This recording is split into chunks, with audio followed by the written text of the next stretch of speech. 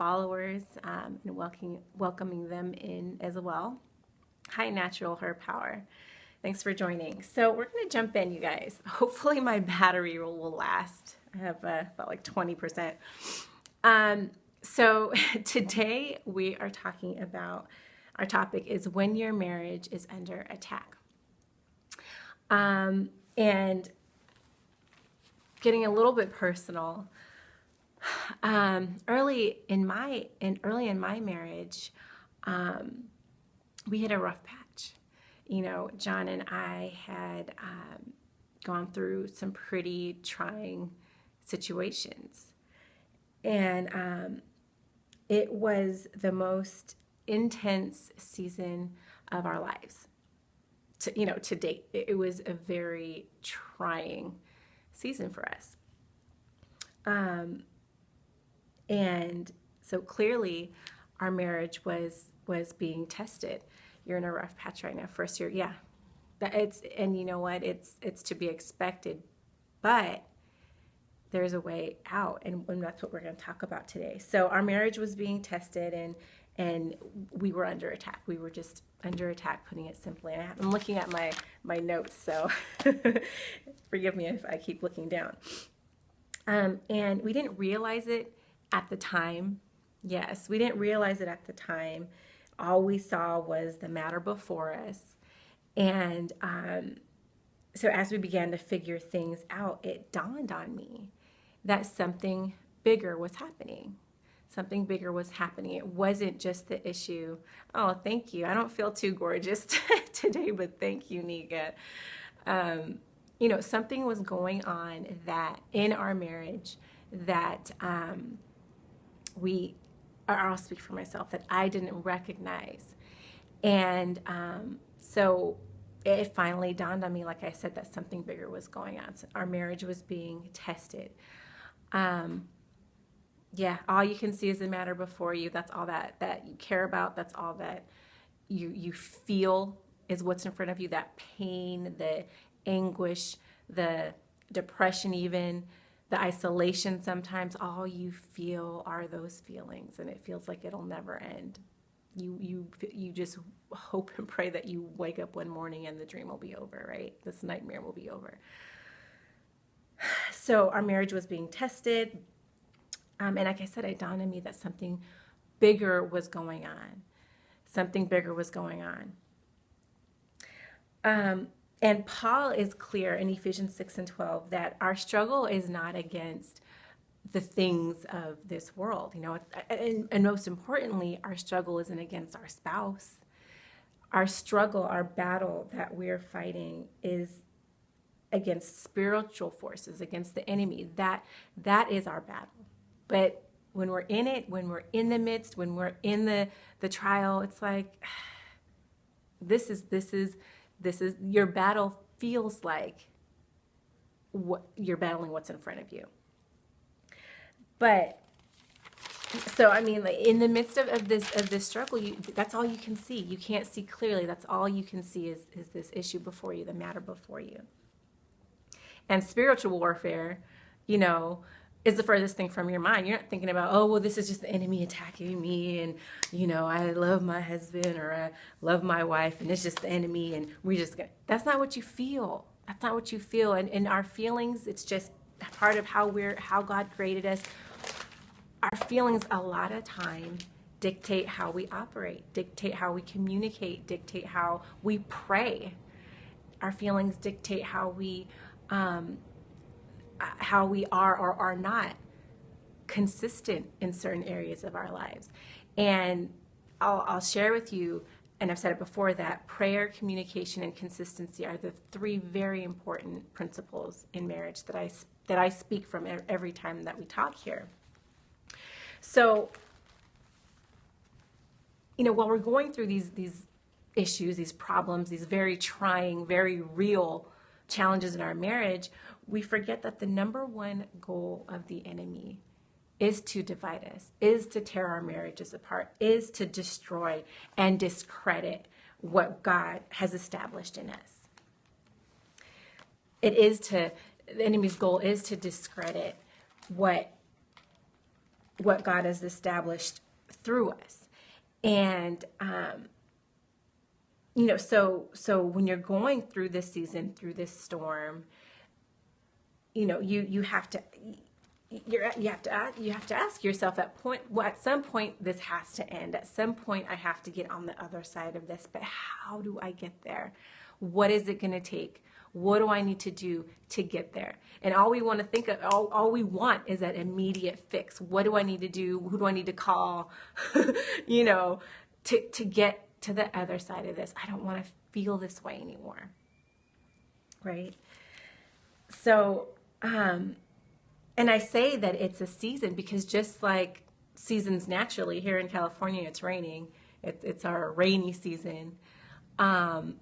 Just like naturally, seasons change spiritually and in our marriage and in our relationships, we have changes of seasons. And sometimes, you guys, sometimes the storm gets worse before it gets better.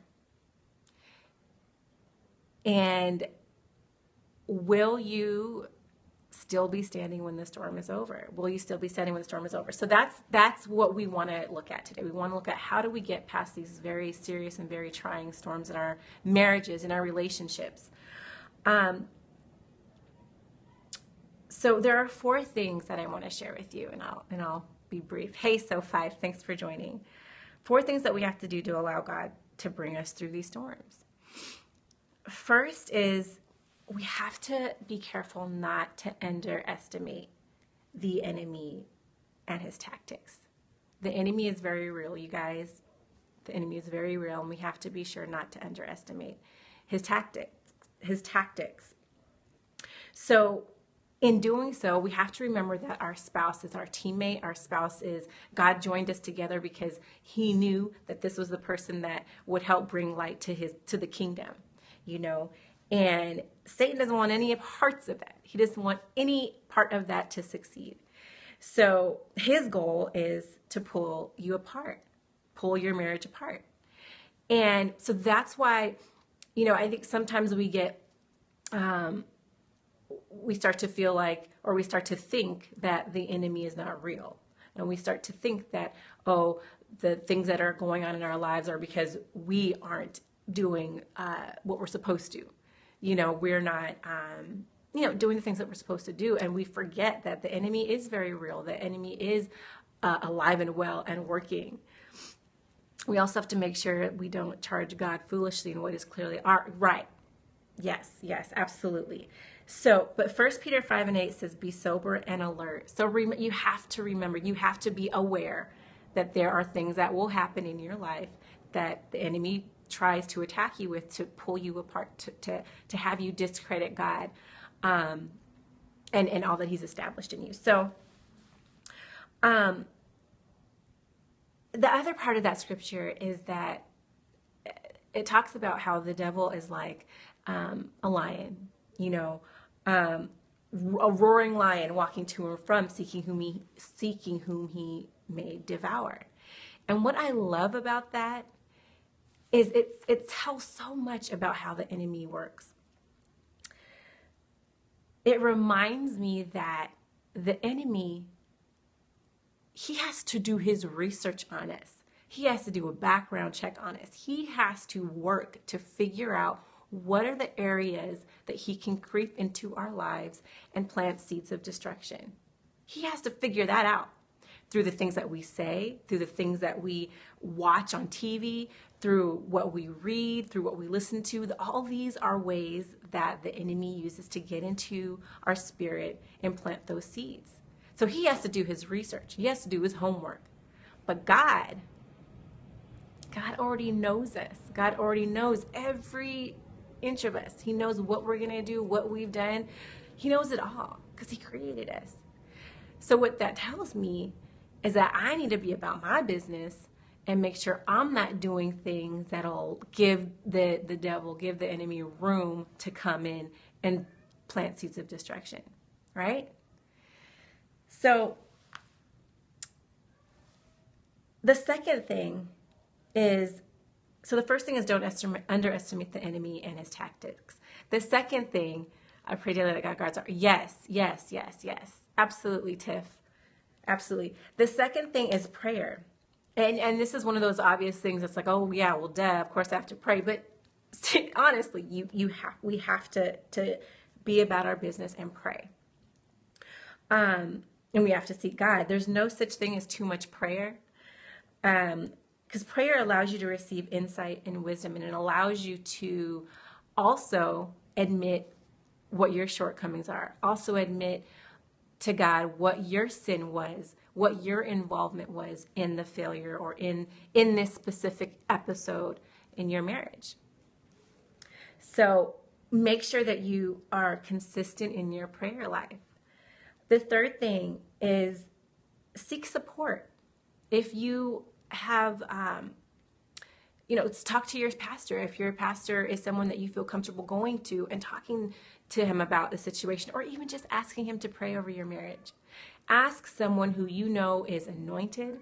Ask someone who you know is has the spirit of discernment and wisdom, someone that maybe has gone through this before and is on the other end of it. Ask them to pray for you. Ask them to show you how to pray about this. So seek support. And then the fourth thing is to focus on the truth. Focus on the truth. The truth is that God brought you and your spouse together. Okay, God brought you and your spouse together, but the enemy will try to convince you the opposite. The enemy is going to try to convince you that, you married him, you got married because you got pregnant. The enemy will try to convince you that you got married because you needed to become a legal citizen. The enemy will try to convince you of so many things to make you believe that God did not bring you together. The truth is God will sustain your marriage if you allow him. The truth is that he wants you to live well. He wants you to love each other well. And he's shown us how to do that in his scriptures. He's shown us what it is that we need to do as wives, as husbands, to nurture our relationships. And we can't forget who God calls us to be, who he calls us to be in marriage. As wives, he calls us to forgive our husbands. He calls us to love our husbands, to respect our husbands, to exhibit the fruits of the Spirit. And that's hard sometimes, but he requires that of us. He requires that of us. And too often, I think people get confused after an episode has happened in their marriage where they've experienced failure. And they begin to doubt God and think that God has forsaken them. And the truth is that God has been there all along.